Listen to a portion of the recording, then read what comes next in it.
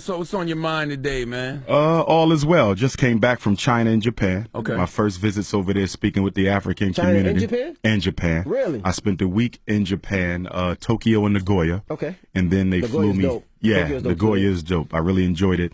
And then I went to Shanghai and Beijing. It was bittersweet. Sweet because it was good seeing African people in a different setting from America. Okay, I had never been to China. So it was very good to see that. The bitter side is the fact that we're not treated well over there. I'm not Really? surprised at that. What you mean? But I was taken aback by the extent to which racism is practiced against blacks in China openly. Really? So in America, we have a civil rights culture. So racism, you have to tuck it under. Have to be covert. It has to be covert. Yeah. And China is very much So, like, overt. what- There were certain nightclubs that we couldn't go into. Really? Oh, yeah. And they will tell you no black people are allowed here. What? There's certain sections of certain neighborhoods you can't live in. So, for example, if they don't want you in a certain section in Brooklyn, they will just use clever real estate tactics to keep you out. Absolutely. Okay, i.e. your credit ain't good enough or the bank didn't approve your loan. They don't have to Or do it's that not in for rent China. anymore. Exactly. They're They'll- direct with it. they're direct with it. We don't want black people here. Oh, without question. And the irony is what? Africa is rolling out the red carpet for China. I mean, they're taking over the Caribbean. They're taking over They've Africa. never taken over the Caribbean. They're all in South Africa. In fact, Mandarin is now an official language in the Republic of South Africa. Zulu isn't.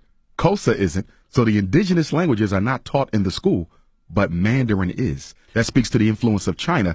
But they don't roll out the red carpet for us in China. We're the first to build every civilization everywhere. So I don't care if you're in Mexico, if you're in Europe. Who were the first Europeans? The Grimaldis of Africa, who migrated 20 to 40,000 years ago, and in the process of climatology, lost the pigmentation, the deep pigmentation that we have. So no matter where you go, we were the first people there. Is there any place in the world we can go and not experience racism? No, not at all. Even the Because- Caribbean? Not even in the Caribbean. In fact, when I was in Jamaica, I keynoted the Garvey celebration last summer, Ocho Rios. The Chinese pretty much own Jamaica. I mean, the Jamaican government is giving them concessions, land concessions. They're building hotels, beach resorts. They're building 2 schools for the Jamaicans.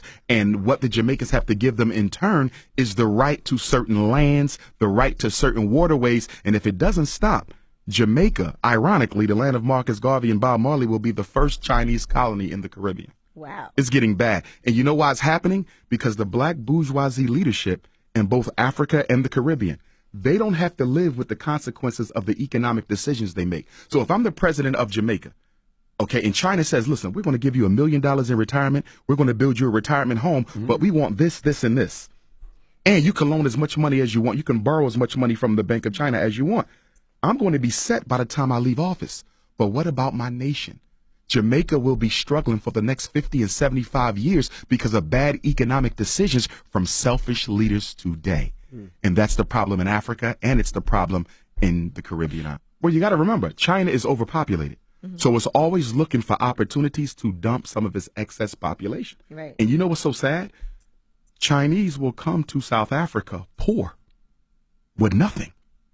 And in 3 years, they're owning 2 and 3 major businesses. Because what happens is when the Chinese come, they employ their own. They don't employ indigenous African labor. But this is exactly what the heads of state tell black people. Let the Chinese come to Jamaica. Let them come to South Africa. They're going to give you guys jobs. The jobs never come. They bring their own population, which makes sense from their perspective because they have so many people that need a place to go outside of China. So they're showing up broke and going back home as millionaires.